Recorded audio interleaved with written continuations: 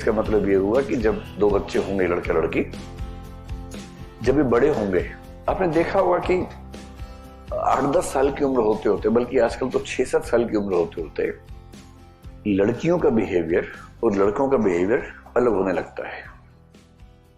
मैं जिस दिन अपने आसपास देखता हूं बच्चों को, 5-6 साल की बच्चियों को सेल्फी खिंचवानी आ जाती है कि गर्दन कितने कोण पे घुमानी है, क्या एंगल हो, आंखें कहां ले जानी है और होंठ कैसे फुलाने हैं उस समय, और फिर वो सेल्फी खींच के कैसे खुद को बेस्ट परफॉर्मेंस लेवल पर लेके जाना है।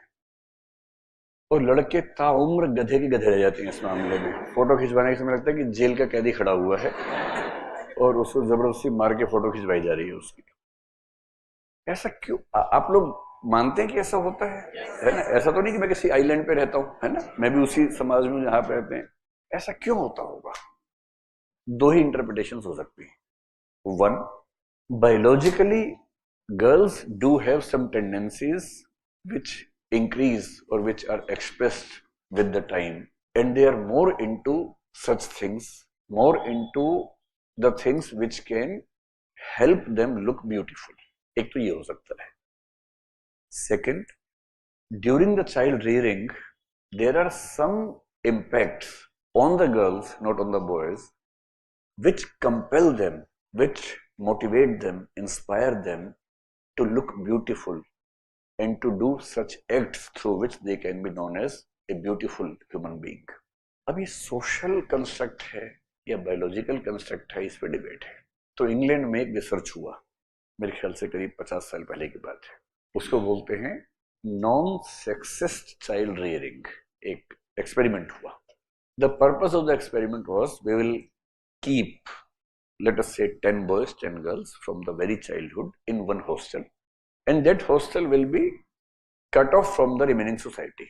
In this hostel, the people working as the wardens or in any authority positions, they were trained adequately to behave exactly same with the boys and with the girls.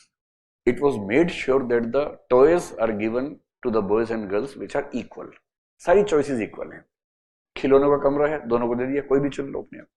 देखना है कि लड़की अपने आप डोल चुनती है और लड़का मैकेनिक्स चुनता है, या वो चॉइसेस सोसाइटी देती है इसलिए चुनते हैं।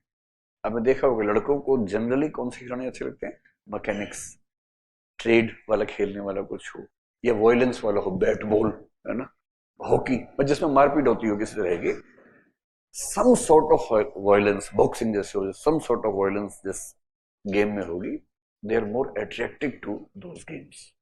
तो लड़कियों के बारे में परसेप्शन है, आई डाउट कि वो सही है। परसेप्शन ये कि उनको गुड्डा गुड्डी, एक गुड़िया चाहिए, तो सुबह सुबह उठ के उसी कंघी करेगी, मेरी बेटी, ये मेरी बेबी है, अब ये सोएगी, अब ये सोएगी, फिर उसको सुलाएगी। एक छोटा सोफा, एक छोटा बेड, एक छोटा गैस सिलेंडर, एक छोटा चूल्हा, पूरी गृहस्थी सेट कर लेती है। और फिर वो मम्मी से बोलती है, मम्मी मम्मी मेरी बेटी की शादी होने वाली है, दूल्हा बाहर से आने वाला है, आप नानी हो तो please be ready for this. फिर नानी माँ पूरी व्यवस्था करती है, उसकी बेटी की शादी है, पूरा तामझाम चलता है घर के अंदर। आज गुड़िया की शादी है गुड्डे के साथ, और लड़कियों के नाम जनरली गुड़िया ही रखा जाता है इसलिए। और बच्ची धीरे धीरे समझ जाती है गुड़िया और मैं एक ही हैं, मेरी माँ ने इस गुड़िया को पाला है, ये गुड़िया इस गुड़िया को पाल रही है। And in A way this is A training कि बेटा अभी से सीख लो, करना यही है, बाद में ये वाली प्लास्टिक की है, फिर असली आ जाएगी, इतना डिफरेंस है। So this is a kind of training. Games, sports and toys are a kind of training.